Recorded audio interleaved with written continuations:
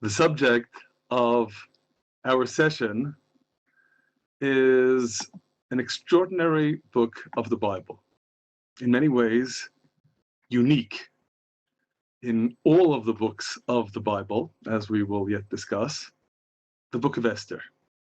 Now, of course, as undoubtedly you all know, the reason for discussing the book of Esther right now is because the events described in the book of Esther come to a head this time of year, the celebration of the biblical holy day of Purim. Of course, as you know, and as we've discussed many times, while Purim is obviously a Jewish holiday, I prefer to describe it as a biblical holiday, because while undoubtedly Jews celebrate this holiday, I believe it has a message to everyone who takes the Bible seriously, because it is, after all, the holiday that is introduced in this extraordinary book, the book of Esther. Now, there are a number of dimensions that make both the book and the holiday unique, indeed extraordinary. I'd like to begin with a relatively recent development, where, of course, as you know, when I say recent, I mean recent by the standards of Jewish tradition.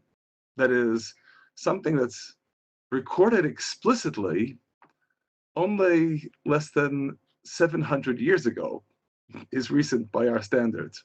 Remember, the events described in the book of Esther took place approximately 2.5 millennia ago.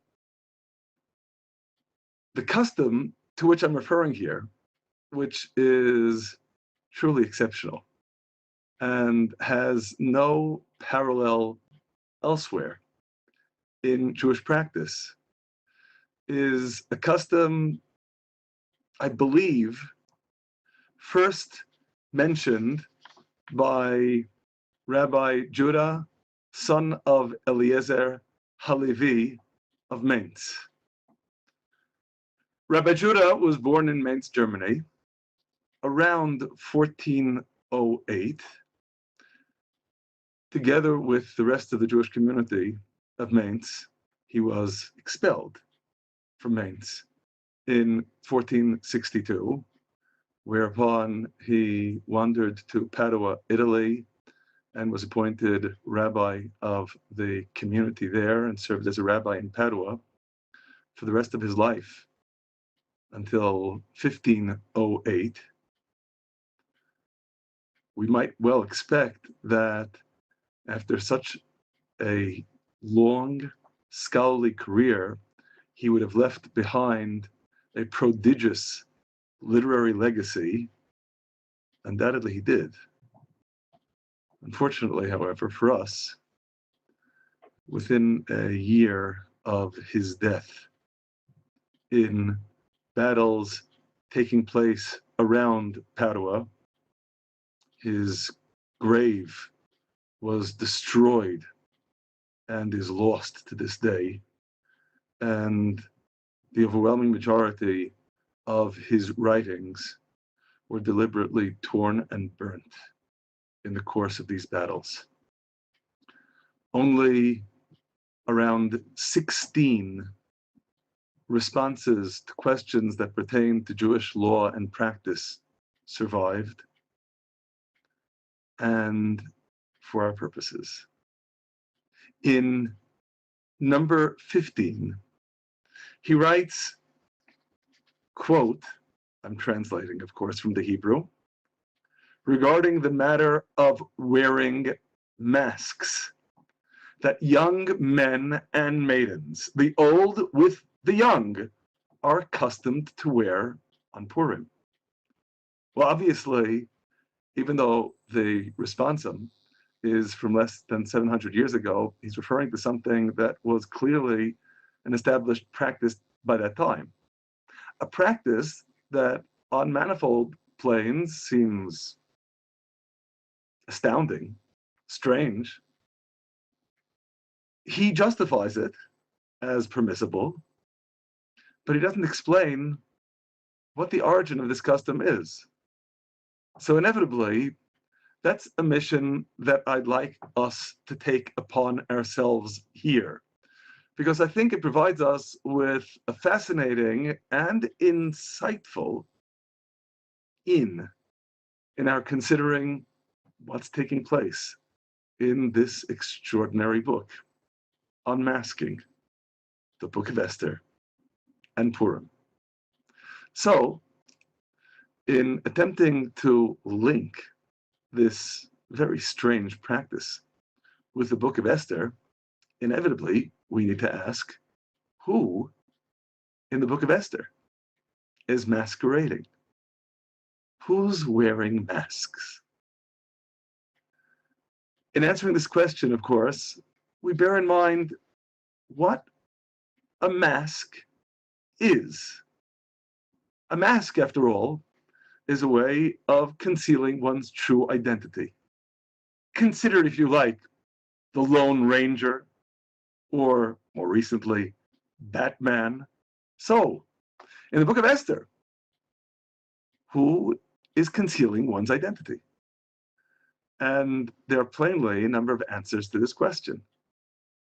That is, let's begin with the first one, who is explicitly described as concealing her identity, indeed, the title heroine of the story, Esther, where in chapter 2, in verse 10, we read that Esther had not told of her people nor her kindred, for Mordecai had charged her that she should not tell it.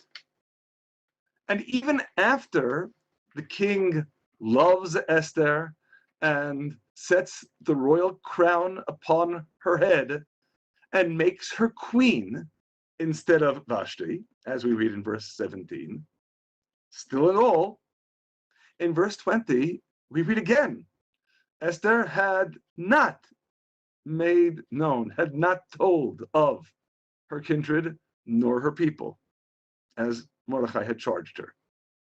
So Esther, the Jewess, is concealing the fact that she's Jewish.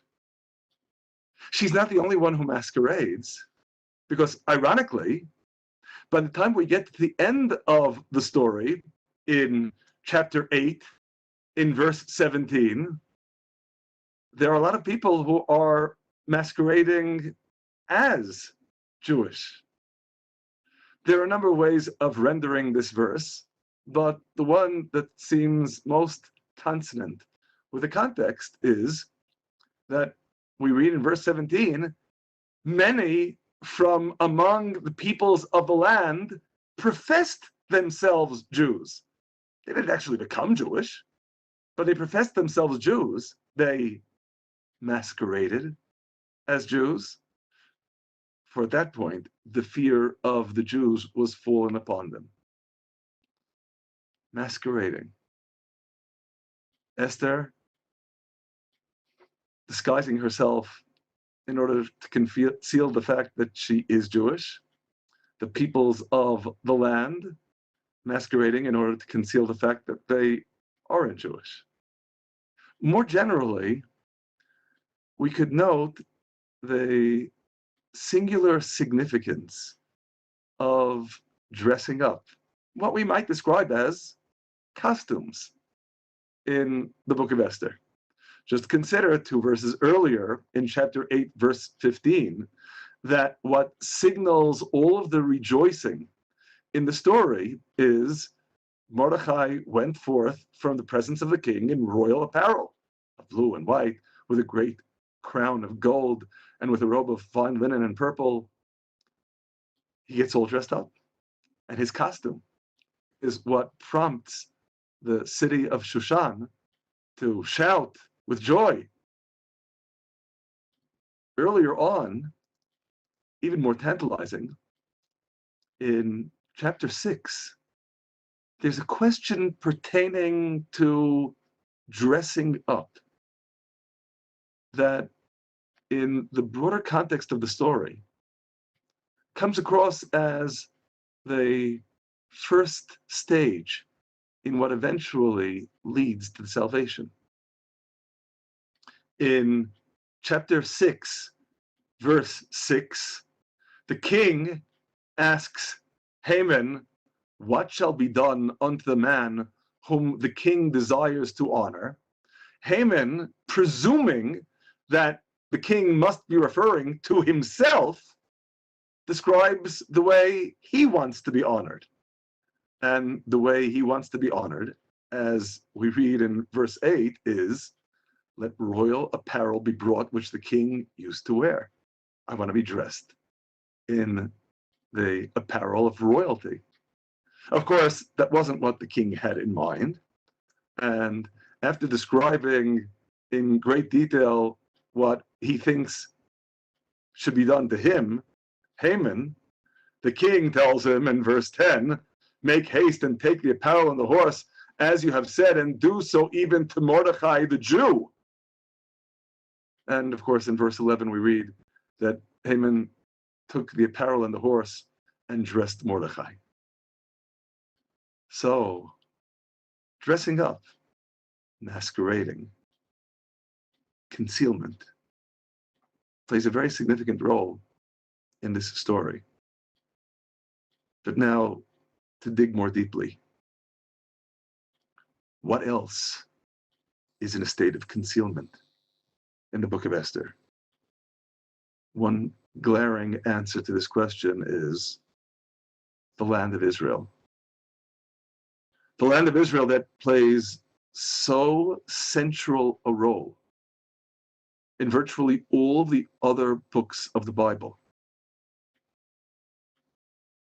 doesn't appear in the book of Esther beyond one cursory implicit reference: Jerusalem. That appears so many times in the Bible. Appears in the book of Esther only once. And that once is telling. When Mordechai is introduced in chapter 2, verse 5, we read the description in verse 6. Who had been exiled from Jerusalem, with the exile that had been exiled with Yechoniah, king of Judah, whom Nebuchadnezzar, the king of Babylon, had exiled. Well, I suspect that even without my highlighting the appropriate words in red here, it would be pretty obvious to us all what the dominant theme in that verse is. The number of times exile is repeated is staggering in just a single verse, as if to really drive home relentlessly the only mention that's going to be made here of Jerusalem, of Judah, of the land of Israel, is in the context of its destruction and exile. It is, in a very real sense, in concealment in the book of Esther that happens someplace else. Well, the land of Israel, we should recall, is the place God calls my heritage. As an example, Jeremiah chapter 12, verse 7, I have forsaken my house. I have cast off my heritage. I have given the dearly beloved of my soul into the hand of her enemies. So, of course, if God's heritage is eclipsed in concealment, it should come as no surprise to us that so is God. The book of Esther, the only book of the Bible in which God's name doesn't appear. We have an ancient tradition linking the book of Esther with what we read in Deuteronomy chapter 31, in verses 17 and 18, describing the consequences of Israel's dereliction. I will forsake them, and I will hide my face from them. In verse 18, I will surely hide my face in that day. What is inevitably particularly striking is the Hebrew. Haster astir culminates in a word whose spelling and pronunciation are almost identical to Esther's name, astir, as if to imply that the whole message of Esther, the person and the book, is indeed concealment. God is in hiding. Indeed, again, God's name doesn't appear in the book of Esther at all. That is, it doesn't appear explicitly. The closest we get is a few tantalizing allusions. The most obvious of which, but it's not very obvious at all, is the words that spell out in Hebrew the tetragrammaton by their initials. The tetragrammaton, Yud, followed by Hey, followed by Vav, followed by Hey again. And what words are these? When Esther is inviting the king to her banquet, her private banquet, in chapter 5, verse 4, let the king and Haman come this day. And that of all things, is what spells out God's holy name. King and Haman. The king, certainly by no means a paragon of righteousness, and his wicked second in command. And they're the ones who, by initials, spell out God's holy name. I'll note in passing that there are 3 other, even more elusive allusions to God's holy name. That is, in chapter 7, verse 7, not by the opening initials of the words, but by the final letter of the 4 consecutive words here. We'll come back to this verse a little bit later on, God willing. And even more cryptically, in reverse order, we have the tetragrammaton spelled out by initials in reverse in chapter 1, verse 20, and in final initials in reverse in chapter 5, verse 13. I don't think we're going to have time to address all of these instances.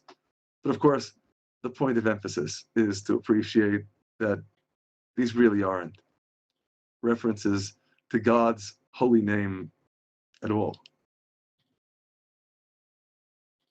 So we have a book that doesn't even mention God's holy name. Just consider the challenge that imposes upon us in attempting to glean some kind of religious message from a story in which God appears to be absent. And yet, in chapter 9, in verses 27 and 28, another extraordinary aspect of the book of Esther and the celebration of its holiday, Purim. We read, beginning in chapter 9, verse 27, that the Jews ordained that this holiday should not pass, that is, should not be revoked. And moreover, in verse 28, that these days will be remembered and kept throughout every generation, every family, every province, and every city. And these days of Purim will not pass, will not be revoked from among the Jews, nor the memorial of them cease from their seed. Purim is forever. Now, that's not to imply that other holy days are not forever. But in some sense, the implication is, since this guarantee is singular, that even if you could imagine some others not being forever, Purim necessarily is. It remains forever. It remains forever, but once again, we can't help but ask ourselves, forever commemorating just what? And inevitably then, that serves as a summons to us in our struggling to figure out just what this book is all about. In order to begin to get a handle on answering this question, maybe the first step is to consider the story from above, a bird's eye view. It is, after all, a drama unfolding. I feel compelled to share with you a short aside that I think is particularly relevant, especially if any of you have heard the manner in which the book of Esther is read publicly in synagogues throughout the world on the holiday of Purim. And this inevitably brings to my mind memories of a class that I took as a student in Columbia University close to 40 years ago. One of the required courses was on the masterpieces of Western music, music humanities. And I can still remember our section of the course was taught by a dear older gentleman by the name of Professor Christopher Hatch, who guided us through the development of Western music, the kind of intellectual history of Western music, through selections that exemplified the development of Western music from its earliest roots. I still vividly remember the selection with which the course began. It was a recording of a group of Yemenite Jews chanting one of the Psalms. And as he remarked upon playing this selection to us, the reason that this was the starting point of the course is because all of Western music derives from the religious music of the church. Going back, of course, to the Gregorian chants as among the first samples of church music.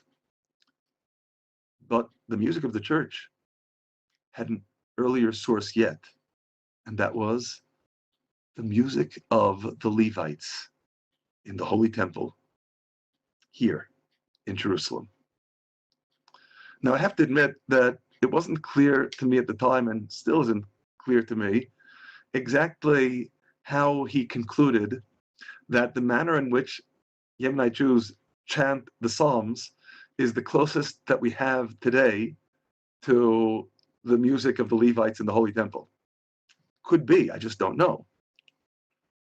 But all of this led me to my own pet theory, if I may present it to you, as a kind of embellishment on what Professor Hatch told us all of those years ago. And that is, he was addressing the question of the origins of Western music. I'd like to address the question of the origin of opera. Whence opera? Why would one think of presenting a drama entirely in music? And here's where I return to the starting point, the manner in which the book of Esther is read publicly in synagogues throughout the world. Indeed, whenever passages from the Bible are read publicly, as anyone who's been in a synagogue knows, they aren't read. They are sung. That is, in the Hebrew Bible, besides the letters, which are the consonants, and the dots that represent the vowels, there is a set of symbols. To an untrained eye, if one notices them at all, they might appear as some strange squiggles above or below the words of the text. To a trained eye, those little symbols indicate how the word is to be sung. And the entire Bible is annotated with these symbols. So again, we don't read, we sing. And the entire book of Esther is sung. A dramatic story, sung. Sounds like opera. So using opera as a template, indeed, any dramatic presentation as a template, we consider what inevitably happens whenever a drama is performed. You take many events that in their original context may not even appear to be related, and you telescope them all together, of course, in the very tight time frame of the dramatic presentation. Which brings me back to the book of Esther, and as an opening question, to consider over what period of time do the events described in the book of Esther take place? Well, let's consider what the book of Esther tells us itself.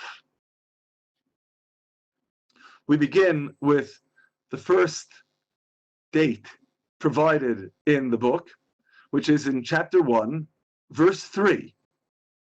There we are told that the king's feast takes place in the 3rd year of his reign. We move on to chapter 2, verse 16, when Esther is taken into the royal house to the king in the 10th month, which is the month of Tebeth, in the 7th year of the king's reign. So obviously in the interim, 4 years have elapsed. Of course, we're not finished yet. The next chapter, in chapter 3, we read of the event that gives the holiday its name, the casting of lots, where the lot in Persian, we are told, is the pur. Purim is the plural. And when was the pur cast? In chapter 3, verse 7, we read, in the 1st month, which is the month of Nisan, in the 12th year of the king's reign. Well, that's 9 years after the beginning of the story. Indeed, what's taking place in most of the book of Esther is taking place over the course of at least more than 5 years after Esther is crowned as queen. But consider that what unfolds from chapter 3 and on isn't really just 9 years after the story begins, because when Haman casts lots, he casts lots from the 1st month to the 12th month, which is the month of Adar. So the events of the book of Esther unfold over the course of almost 10 years. We can well appreciate that anyone living through these events would be very hard-pressed to establish any linkage among the disparate episodes that the book comprises. But then you take this period of almost 10 years and telescope it into just 167 verses, and the book itself then, through the manner in which it presents the narrative, gently orients us to considering what the meaning is that's taking place beneath the surface. Now, before continuing, I submit to you that this very dynamism is part of one of the most crucial, foundational messages that we glean altogether from the Bible. This is an idea that we've discussed previously, and it is perhaps best exemplified in Moses' song in Deuteronomy chapter 32, to which, of course, reference is made in the previous chapter, in Deuteronomy chapter 31, when we read in verse 19 that this song, Moses' song in the following chapter, may be as a witness for me, says God. In verse 21, this song shall testify before them as a witness, for it shall not be forgotten out of the mouths of their seed. Ironically, of course, in this warning is a phenomenal promise. The song won't be forgotten. Israel will never entirely lose its bond to God's word, to the Torah. But what exactly is the testimony in Moses' song? We've discussed this elsewhere. I submit, most crucially, it is the message that history has significance. There's something taking place on the stage of history. The world is moving to some goal.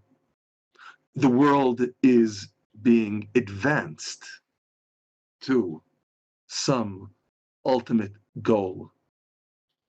Everything unfolding in the world has significance because of that goal, because what's taking place on the stage of history is all orchestrated by that great playwright, the ultimate dramatist, God, writing the book of history, God writing the script in which we are all players. Now, this is all in the background, but it's also implicitly in the foreground in the book of Esther. But since everything is masked in the book of Esther, of course, this isn't going to be stated overtly. It's intimated, subtle allusion, but it's there. And perhaps the most tantalizing intimation is what we read in Mordechai's warning to Esther in chapter 4, when he senses Esther's reluctance to stick her neck out, in a way, literally, in going to the king unannounced to plead for her people. And so we read in verses 13 and 14, then Mordechai said to them to return answer unto Esther, imagine not to yourself that you will escape in the king's house more than all the Jews. For if you altogether hold your peace at this time, then will relief and deliverance arise to the Jews from another place. But you and your father's house will be lost. And who knows whether you are come to royal estate for such a time as this.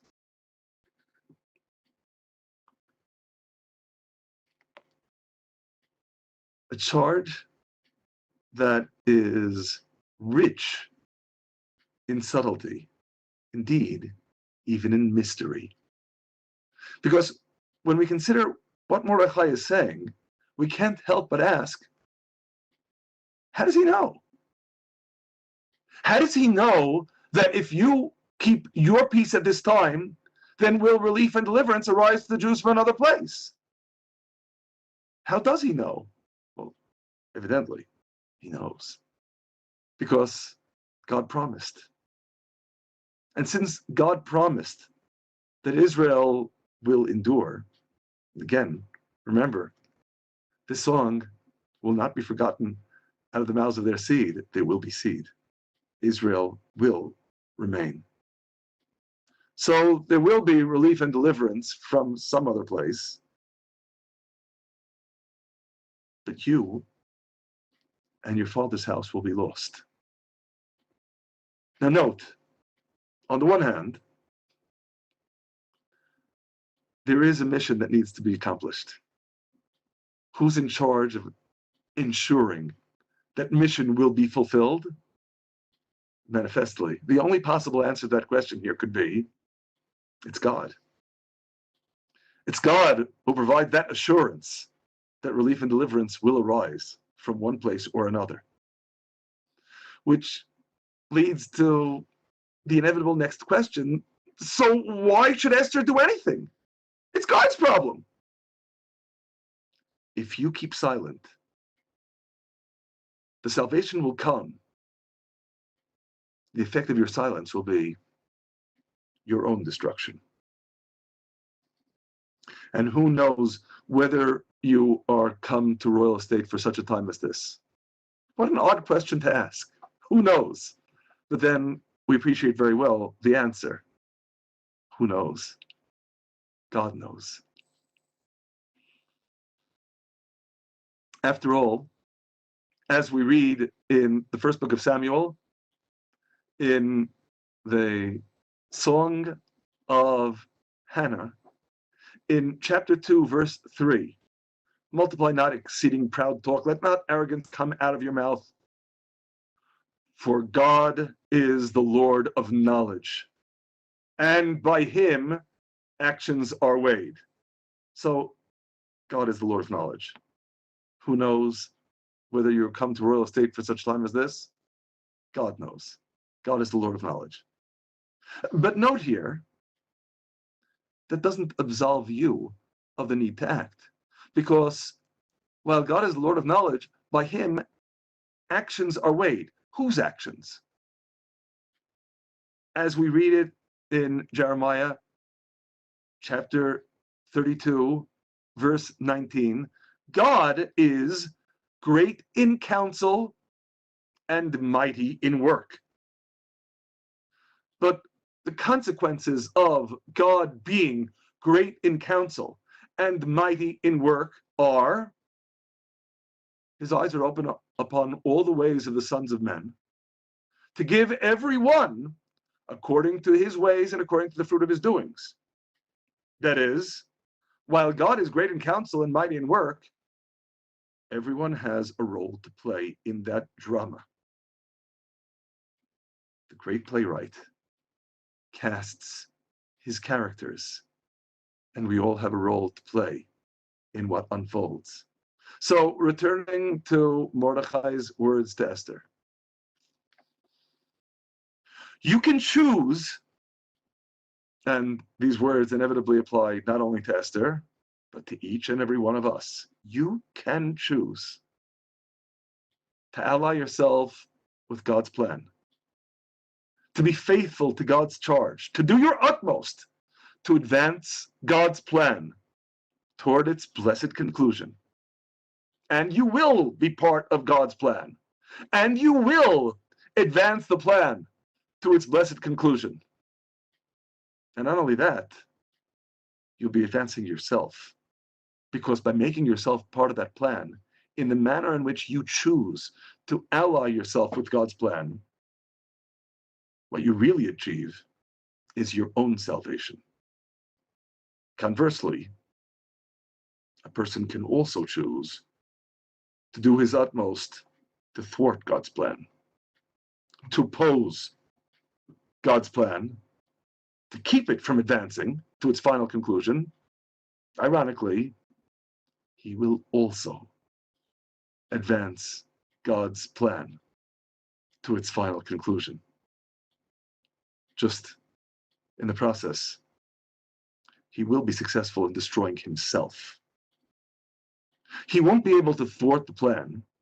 He won't even be able to sit out of that plan, because while the choice is in his hands, what role he will play in the divine drama unfolding in the world, one choice he doesn't have.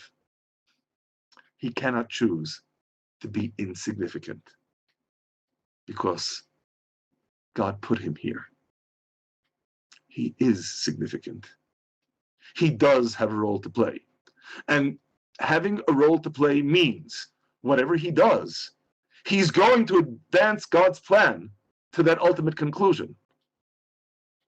He is significant. But in his choosing just what kind of significant role he will have, he chooses whether to serve as an agent of his own salvation or his own destruction. As one way or the other, he advances God's plan. Obviously, what that presumes, and what the Bible makes abundantly clear, is that ultimately whatever happens is part of God's plan. It all, after all, comes from God. Now, we've discussed this previously. This does lead to what we might regard as an unsavory conclusion, but an inescapable conclusion, as God expresses it in Isaiah chapter 45, verse 7, I form the light and create darkness. I make peace and create evil. I am God who does all these things. And likewise, in the prophecy of Amos, in chapter 3, verse 6, shall the horn be blown in a city and the people not tremble? Shall evil befall a city and God has not done it? The rhetorical question that invites the answer, everything comes from God. There is none else. And likewise, the same rhetorical question in Lamentations, chapter 3, verses 37 and 38, who is he who said, and it come to pass, when God does not command it? Out of the mouth of the Most High proceed not evil and good. Everything comes from God. Everything comes from God. Of course, not in the sense that God pushes us to evil, but God, in creating the world as we have it, creates the potential for evil that we can, by our actions, choose to actualize or not. We've noted this in other contexts, but it's a good example to recall in understanding Mordechai's message to Esther. In much the same vein, we read in Deuteronomy chapter 22, verse 8, when you build a new house, then you shall make a parapet for your roof, that you not bring a liability of blood upon your house. Now, reading the Hebrew, literally, if the faller from there falls. Now, what exactly does that mean? If the faller falls, he hasn't fallen yet. Why are you calling him a faller? And in our tradition, the implication of referring to the one who is going to fall because of the homeowner's dereliction in not putting the railing, the parapet, around his roof, has already been designated as a faller. By whom? Well, of course, by the only one who makes these designations. As we read in Isaiah chapter 41, verse 4, who has wrought and done it? He that called the generations from the beginning, I, God, who am the first and with the last am the same. God designated the hapless victim of the railingless roof to be a fuller. Because again, there's only one author of that divine drama, and that is the one who forms the light and creates darkness, who makes peace and creates evil. It all comes from him. And yet, still, if you fail to put the parapet, the railing, around your roof, you have brought a liability of blood upon your house. Because again, you choose. You choose if you want to become part of the drama in the role of one of the good guys who, through your positive decisions, advances the divine plan, or one of the bad guys who, perforce, through the wrong decisions, will also advance the divine plan, but in the process destroy himself. Whatever you choose, however, you're going to be in the play. You're in the drama. As expressed in Proverbs chapter 26, verse 10, we've noted this verse is amenable to a number of interpretations, but to translate perhaps most literally, great is he who performs all. And we know, after all, who performs all. The one who forms light and creates darkness, who makes peace and creates evil. The one who performs all, God. And in performing all, he hires the fool, and he hires transgressors. He hires everyone. Everyone will have a role to play in that drama. Everyone is significant. And simultaneously, in a way, everyone is a mask concealing the master playwright, God, the author, behind the scenes. Consider in this vein, again, that closest to explicit reference to God's holy name in the book of Esther. Well, of course, it's not explicit. But the initials, remember? Let the king and Haman come this day. The holy name, the tetragrammaton. The Yud, followed by the Hey, followed by the Vav, followed by the second Hey. And it's let the king and Haman come this day. That's the way we intimate God's holy name. At this point, the answer should be clear. Yes. That's what this world is all about. God, ultimately, is the one who is in hiding. I feel compelled to share with you, we've noted this in the past as well, that the Hebrew word we use for world is olam. We've noted on many occasions that all of biblical Hebrew is predicated upon three-letter roots. The three-letter root of olam is alam, ayin, lamed, mem, which means concealed, hidden. Because the world is a realm of hiding. God is concealed behind the scenes. Again, we reiterate Deuteronomy chapter 31, verse 18. And I will surely hide my face in that day. So we read the book of Esther, and lurking behind the scenes all the time is the one who wrote the script. Hints, signs abound, but we never see God coming out explicitly. It's always behind the scenes.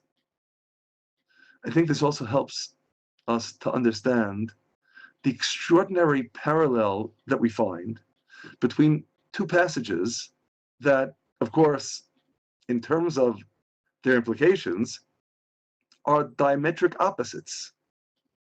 What we read on the one hand in chapter 3, beginning in verse 12, and on the other hand in chapter 8. In chapter 3, verse 12, then were the king's scribes called in the first month on the 13th day thereof, and there was written according to all that Haman commanded unto the king's satraps and to the governors that were over every province, and to the princes of every people, to every province according to the writing thereof, and to every people like their language. In the name of King Ahasuerus it was written, and it was sealed with the king's ring. And the letters were sent by couriers into all the king's provinces with a message to destroy, to slay, and to cause to perish all Jews, both young and old, little children and women. In one day, even upon the 13th day of the 12th month, which is in the month Adar, and takes the spoil of them for prey. And this is the decree that is promulgated in verse 14. Now we skip to chapter 8. Beginning in verse 9, structurally, we read almost exactly the same narrative.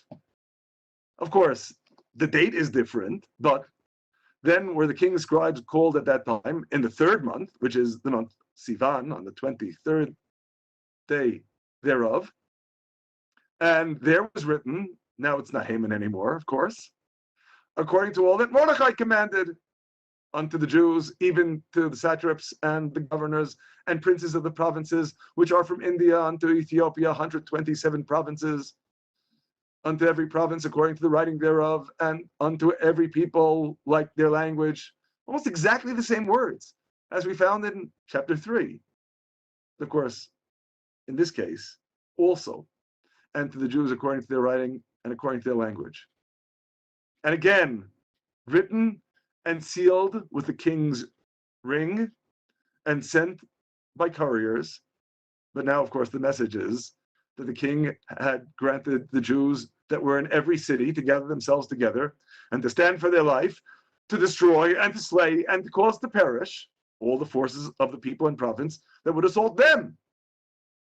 Now it's not to destroy, to slay, and to cause to perish the Jews, but to do the same to their enemies.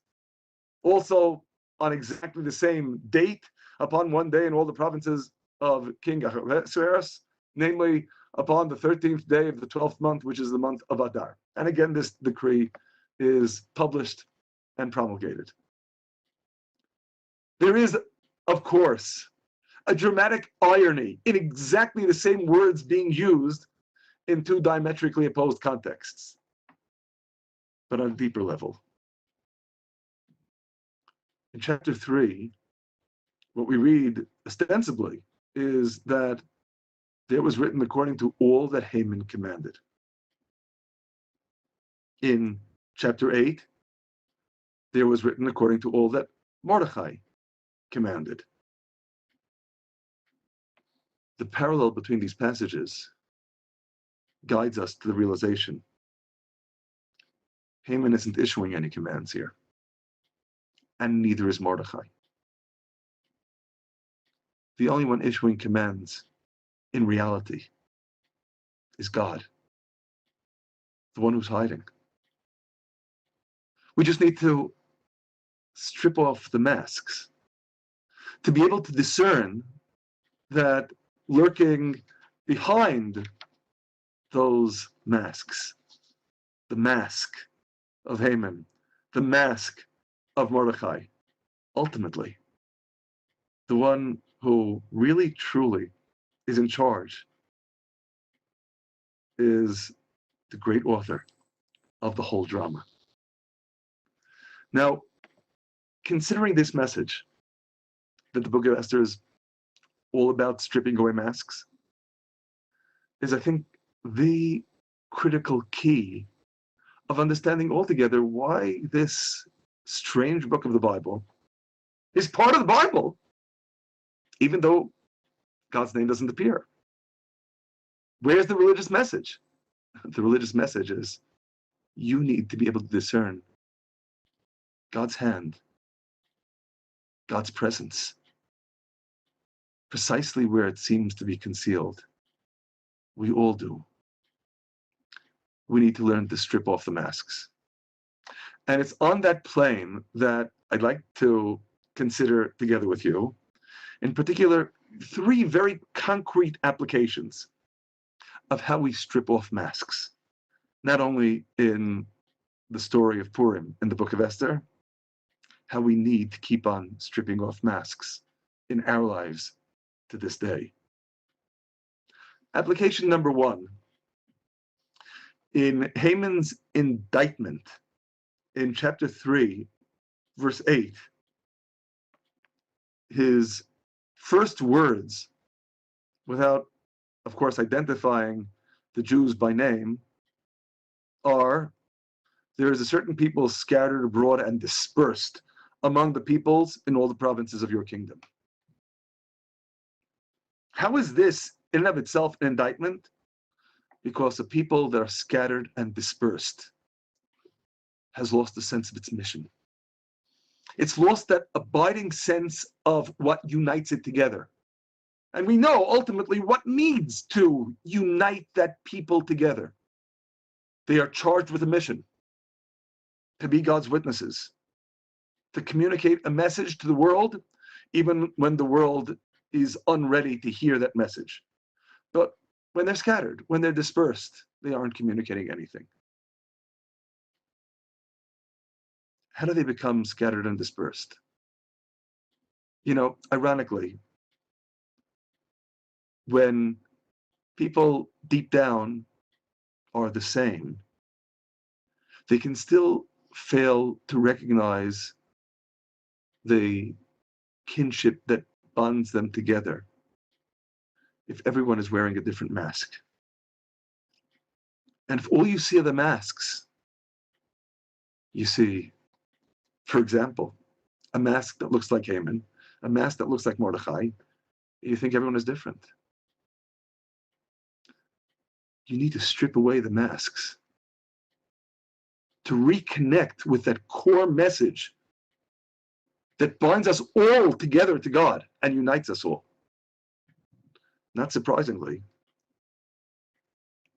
what Esther bids Mordechai do as a prelude to her coming before the king to plead for her people is, go gather together all the Jews that are present in Shushan. They need to be gathered together. They need to find an antidote to being scattered and dispersed. They need to reconnect. This isn't only a one-time fix on an ongoing basis. It's interesting to note that in chapter 9, among the observances of this extraordinary holiday, in verse 22, we read that the Jews are bidden to make these days of the 12th month of Adar, days of feasting and gladness, and sending portions one to another and gifts to the poor. There is no other holiday that is observed specifically by sending portions one to another. Gifts to the poor, of course, is the commandment to support those who are in need every day of the year. There's a special commandment in the book of Esther to send gifts to the poor. But moreover, there's a special commandment that has nothing to do with poor. Sending portions one to another simply means for enhancing the feeling of camaraderie on an ongoing basis to fulfill that mandate of go and gather together all the Jews. Everyone needs to gather together. We need to strip off the masks that separate us. We need to realize there is more that unites us. And of course, you know very well that for me, this message is critical when we consider altogether what we're doing right now. Because one of the verses in the Bible to which I return fairly relentlessly, Zephaniah chapter 3, verse 9. For then will I turn to the peoples a pure language, that they may all call in the name of God, to serve him shoulder to shoulder. That's not just talking about Israel. That's all peoples. Because ultimately, all peoples need to appreciate there is more that unites us than that separates us. And it's precisely on that basis, we've discussed this many times, that when the entire world recognizes that from Zion goes forth Torah, God's teaching, and the word of God from Jerusalem, when everyone recognizes there is one goal, there is one focal point, then inevitably, as we read in the verse that follows, that was Isaiah chapter 2, verse 3. In verse 4, they'll beat their swords into plowshares and their spears into pruning hooks. Nation shall not lift up sword against nation, nor shall they learn war anymore. Because when we realize there's only one goal, different missions, different routes to take to reaching that goal, but one goal, conflict becomes absurd. And what God charges us to strive to achieve, ultimately, God does it. That's what we read in these words of Zephaniah. But as in all of the words of the prophets, what God tells us he will do, in effect, he charges us to strive to do, to stand shoulder to shoulder, to call together in the name of God, serving him together. That's a summons of stripping off masks. That's a summons, ultimately, of coming together. That's our first concrete application of stripping off masks. Ultimately, of course, what this is all about is our stripping off the mask and seeking God. I feel compelled to share with you an idea that we have enshrined in our tradition. It's maybe a strange kind of idea, but of course, one of the most common words in the book of Esther is the king. Often, the king is explicitly identified as King Achashverosh, Ahasuerus in transliteration, the king of Persia. But many times, it would appear, just stylistically, we simply read the king without any further clarification as to the king's identity. Well, of course, you could say, we don't need to identify which king it is. We know. After all, there's only one king who is described repeatedly in the story of what's taking place here, which is true, but we have an ancient tradition. When the king is identified explicitly by name, we're referring to the king of Persia.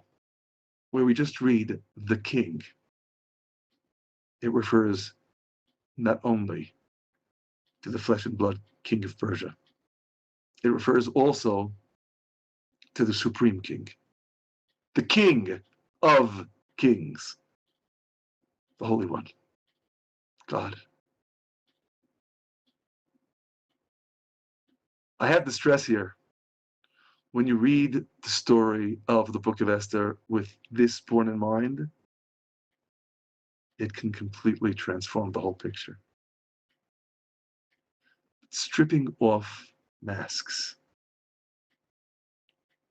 seeking God, ultimately is the most crucial message we need to glean from this story. There is an old Hasidic story told of an elderly rabbi who has a young son, and one day, while the rabbi is immersed in his studies, his young son comes running to him in tears. What's the matter? What happened? And the child relates that he was playing hide and seek with his playmates, and when it was his turn to hide, no one came seeking. No one came looking for him. Whereupon the elderly father bursts into tears himself and says, "Isn't that not just your problem, my son? Isn't that, so to speak, God's problem? That he's hiding and we're not seeking?" As we read in Isaiah chapter 65, "I availed myself to be sought to them that asked not for me. I availed myself to be found to them that sought me not. I said, here I am, unto a nation that called itself not by my name. I spread out my hands all the day unto a rebellious people that walk in a way that is not good, after their own thoughts." He's begging us. Here I am. But are we seeking? And that, more than anything else, is the summons. Don't stop searching. Stripping off masks isn't the job only for Purim, and not only when we're reading the book of Esther. All of life is our attempt to learn these lessons, to keep on stripping off masks, to find God. And simultaneously, there's something that is profoundly reassuring in this reality, because that means that if we just keep on stripping off the masks, everything can change completely. After all, that's what happened in the book of Esther. As we read at the beginning of Esther chapter 9, in verse 1, in the 12th month, which is the month of Adar, on the 13th day of the same, where the king's commandment and his decree drew near to be put in execution, in the day that the enemies of the Jews hoped to have rule over them, whereas it was turned to the contrary. Everything was turned upside down, that the Jews had rule over them that hated them. Everything can be changed in the blink of an eye. But that brings us to the third crucial, concrete application of what we're saying, that stripping off masks. Indeed, it happened suddenly. Could be the blink of an eye, but whose eye? An important cautionary note. As we read in Psalm 90, verse 4, "For 1,000 years in your sight are but as yesterday when it is past, and as a watch in the night." The blink of an eye can last a long, long time. And here we return to a theme we've discussed elsewhere in Esther chapter 7. And this really is terrifying. In the episode at Esther's banquet, when the king asks, "Who is this and where is he that presumes in his heart to do so, to destroy your people?" And Esther unmasks evil. In verse 6, an adversary and an enemy. Even this wicked Haman. Evil is unmasked. And we might be expecting that the moment that evil is unmasked, it loses all its power. And that's not what happened. On the contrary, in verse 7, we read something truly terrifying. And the king arose in his wrath from the banquet of wine and went into the palace garden. He's gone. The only one left with Esther is Haman. The evil unmasked now has nothing between him and Esther. And it seems that she's at the mercy of evil. Wasn't it supposed to be different? Didn't we think that when evil is unmasked, it disappears? But no, the one who disappeared is the king. And again, I remind you, the king isn't just the king of Persia, it's the king of kings. Evil is unmasked, and it seems to us that God is nowhere to be found. But then we always need to read deeply when we realize we're reading a book of masks. The end of verse 7. Haman saw that there was evil determined against him by the king. The king is someplace lurking behind the scenes. And indeed, as we noted earlier, it is in precisely this verse that we find again God's holy name lurking behind the scenes. Even further behind the scenes than when we spelled out God's holy name in the initials, the first letters of consecutive words. Here are the last letters of consecutive words, but still it is the Yud, followed by the Hey, followed by the Vav, and followed by the second Hey. So the king seems to have disappeared. He's really there. And of course, inevitably, we recognize that what happens next in verse 8 is, then the king returned out of the palace garden into the place of the banquet of wine, and that's it for Haman. And Haman was fallen upon the couch whereon Esther was. Then said the king, will he even force the queen before me in the house? As the word went out of the king's mouth, they covered Haman's face, and Haman's face is covered not merely as a mask, but as the end. And in the next verse, the king instructs that Haman is to be hanged, and the verse afterward, they hanged Haman on the gallows that he had prepared for Mordecai.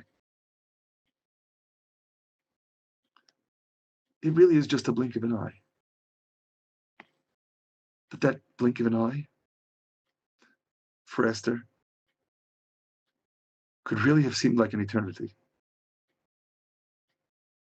All the more so for us when we don't know how long that divine blink of an eye, so to speak, lasts.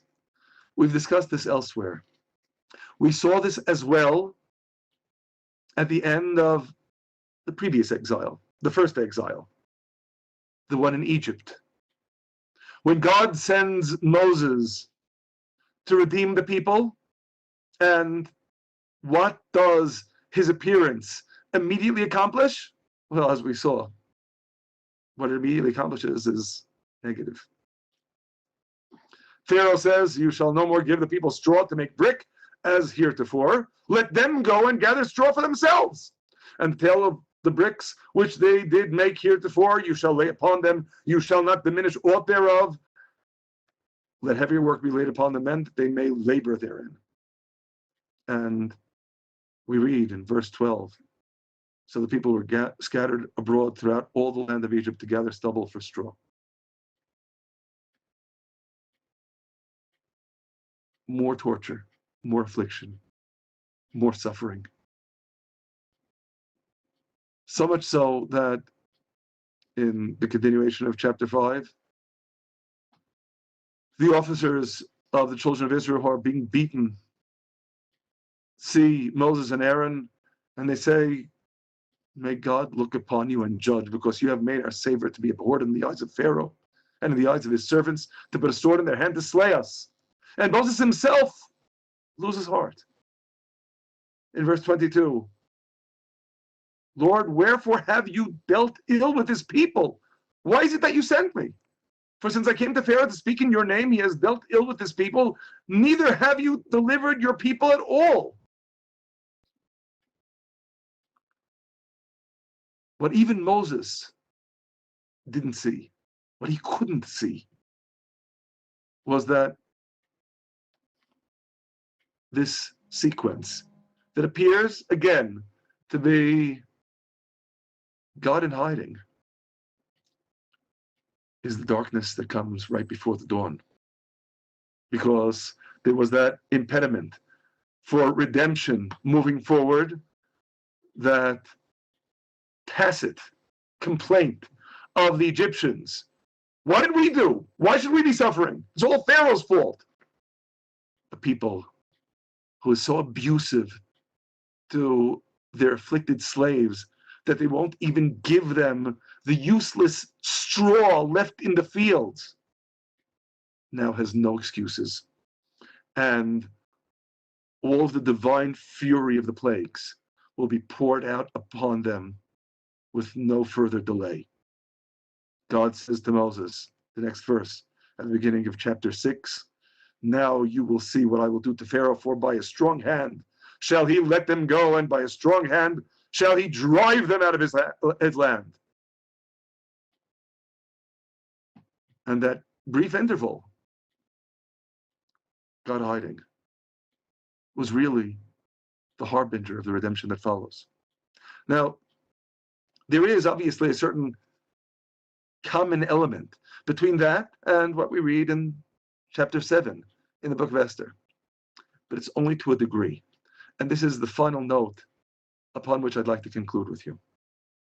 Because, what happened, of course, what God was intimating in chapter 6, verse 1, is the wonders, the unprecedented, unparalleled grandeur of the miracles of the Exodus. As we read in the prophecy of Micah in chapter 7, verse 15, as in the days of your going forth out of the land of Egypt, will I show unto him marvelous things. The marvels of the land of Egypt are in a category unto themselves. And indeed, on some plane, a harbinger of what lies ahead. Except that, truth is, what lies ahead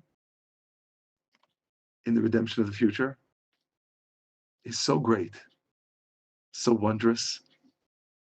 Even the grandeur of the Exodus is eclipsed.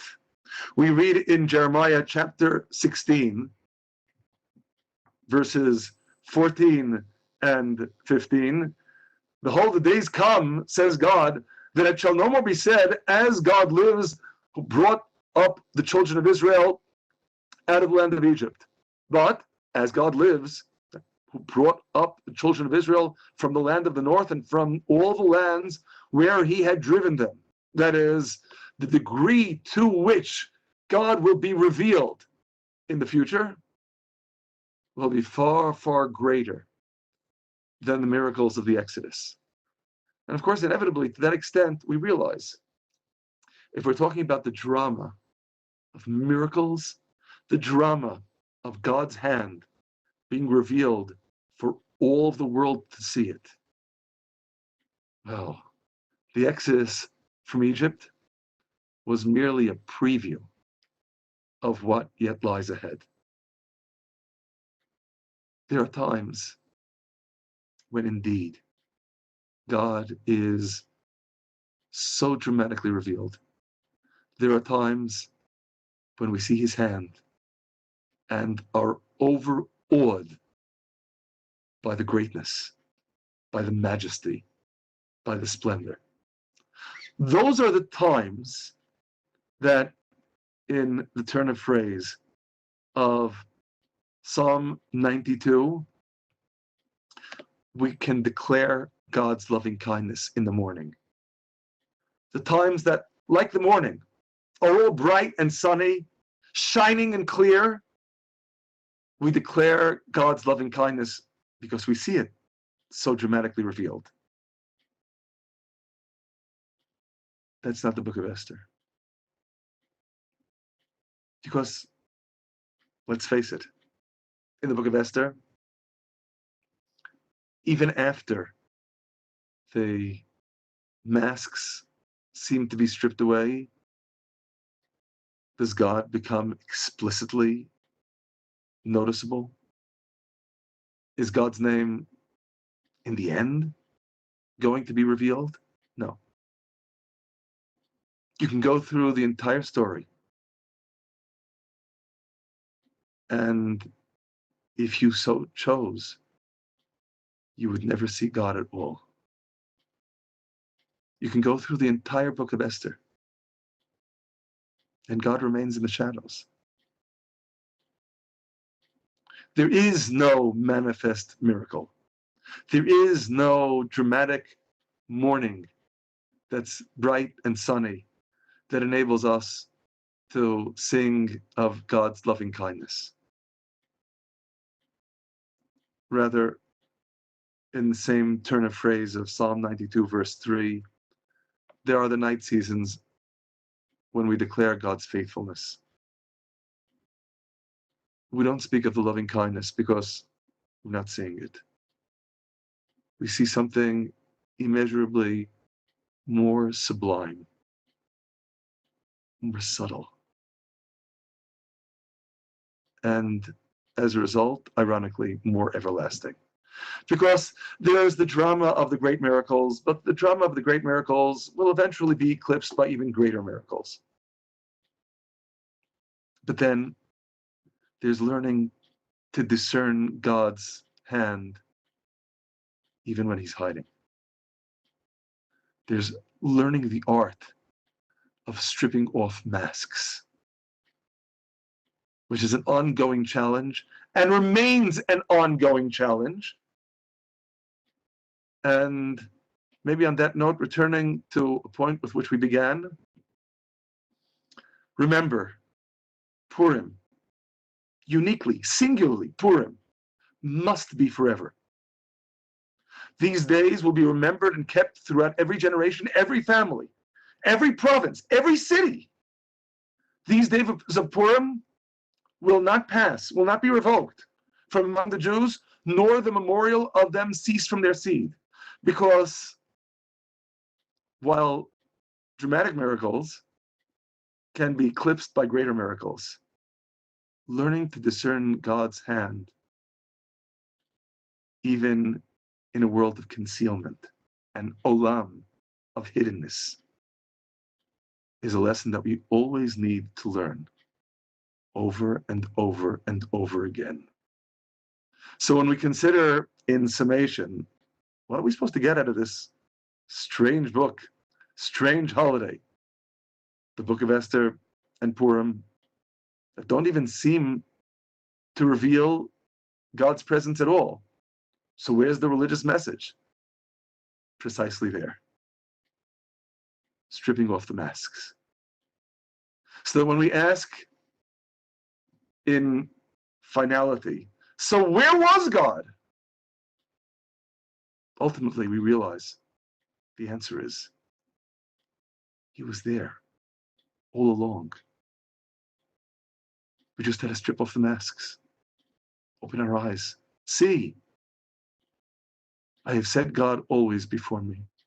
Surely he is at my right hand. I shall not falter. That's the real celebration. Again, in Psalm 16, continuing with verse 9, therefore my heart is glad, and my glory rejoices. My flesh also dwells in safety. We're sustained by that faithfulness that we saw even in the night seasons. And Purim teaches us how to see that concealed face of God behind the mask, stripping away the mask, and recognizing that in stripping away masks, we're able to discern the greatest blessing. God bless you.